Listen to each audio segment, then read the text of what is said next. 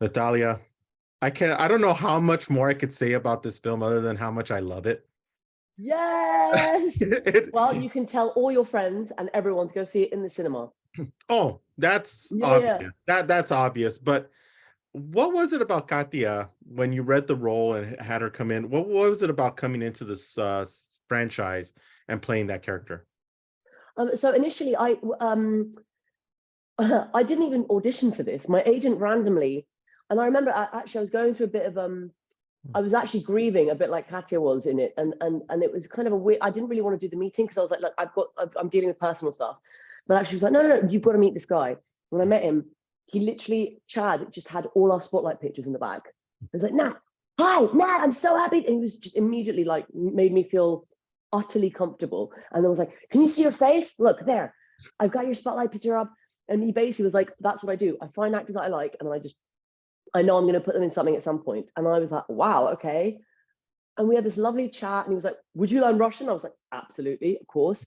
And I was like, am I going to do stunt scene? He's like, I'm not sure we're going to be able to do that with this character, but can you learn Russian? I was like, yes. And we talked a bit about the family situation. And then I kind of left the meeting, and I was like, the Zoom meeting, and I was like, do I have a job? I don't know. And then a month later, I got it. So I hadn't seen any script or anything then.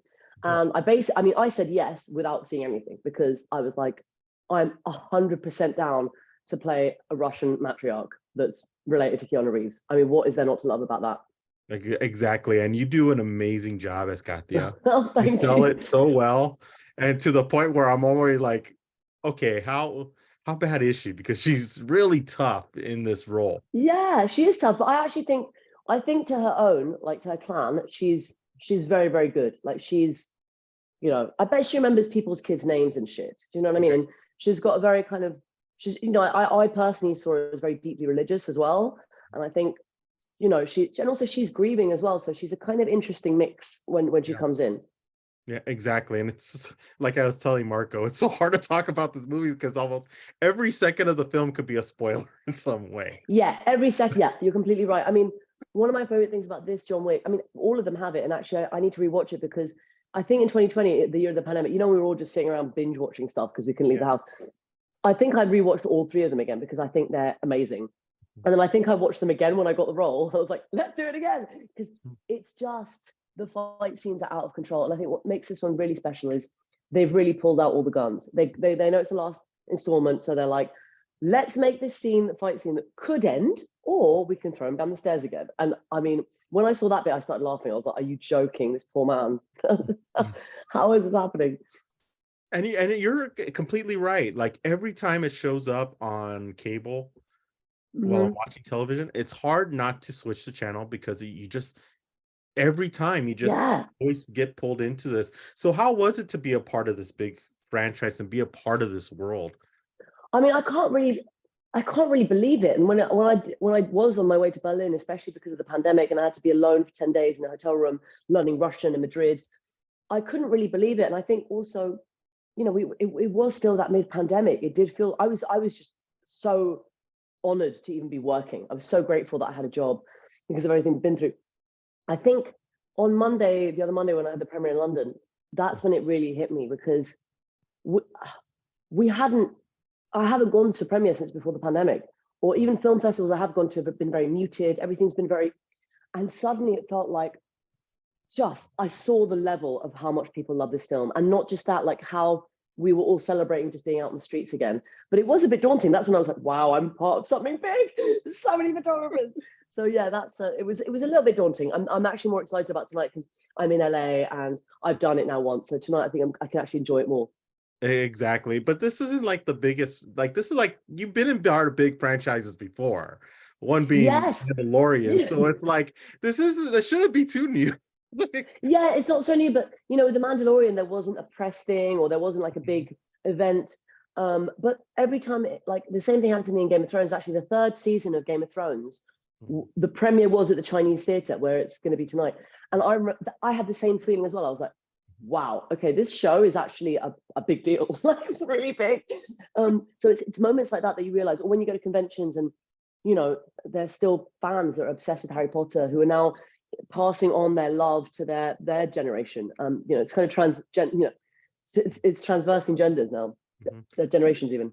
Exactly. When you take a step back and you look at all this and you're on set and you see Keanu Reeves in front of you, what goes through your mind? Because I know you're acting, you're trying to get into the role, but there has to be something that just pops in and you just got that little kid inside you who gets excited about being I mean, for me, I had it more in the read-through because I got there a few days early, and bearing in mind I had been alone in a hotel room for 10 days. But that makes you go a bit crazy. And so I was like when you just have mental verbal diarrhea. I was so excited just to be around people. But like we sat there and I thought the read-through was going to be with everyone. It was not. They made it very intimate again, so generous of Lionsgate and Chad and Keanu Reeves and the writer. And we sat there and we read it through quite a few times, which is actually not always the case. Sometimes you have to go on set, especially if you're a small character and mid-filming, you turn up and you do it. This we actually spoke about. So that day I wasn't fangirling. It was more just like, and I was just like talking. I was like, I couldn't stop talking. And like, when you're in your head, you're like, please just shut up. Why are you saying these words that you're just rambling? So I was very, very excited that day. But actually on the day that we started filming, I'd calmed down by then. And anytime that I started to feel nervous, kind of looking at him, and also the first thing I had to do was in a room with all these people, when we're torturing him. By the way, in Berlin, a lot of people speak Russian, obviously because of the past and the recent history.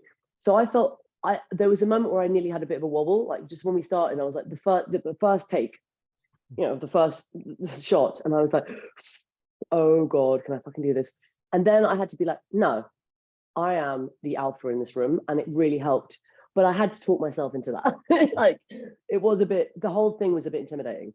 Yeah, and it may be a small role, but you know what? I want to see more of this family and how you come into power and everything. It's so interesting, even though it's such it's a big clip, but it makes such an impact. And I'm wondering, like, have they even talked to you about possibly talking about? No, but you know what? Maybe tonight I will chatting to Chad, be like, Chad, I think she should have a fight scene in a series. Maybe she should have a pet jaguar, something. So yeah, because it's so interesting. It makes you wonder, like, where did John Wick come from? What is this clan? What is this group of who are? Yeah, because it is family. You're completely right. And like another interview, I was talking about, Angelica Houston just coming in the last, and you're like, it is interesting because we are all obsessed with this John Wick character, but he has to come from somewhere. He didn't just appear on Earth, and so that's why it's always it's finding the backstory through the family that obviously does draw people in. Yeah, and I hope all the little the mini nuggets of information we can get. Exactly, and I hope we do see something in the future with this family, because I think that would be interesting, at least for fans like myself, because it's like you want to learn more. You want to learn more about this. Completely. But, wow, this is. I'm going to be honest, #1 movie of this weekend for sure. Let's see how high it can get. Because I had so much fun with this movie, Natalia. Thank you so much for stopping with us. And we love talking with you, and hopefully we'll see you again and have fun. You'll be in the spin-off. Who knows? Exactly. Hey, we're putting it out there. MUSE TV, put it out there. Manifest it. Yeah, exactly. But thank you so much for talking with us. Really appreciate it. And get your tickets now. You're not going to want to miss it opening weekend for sure. Thank you. Bye. Bye.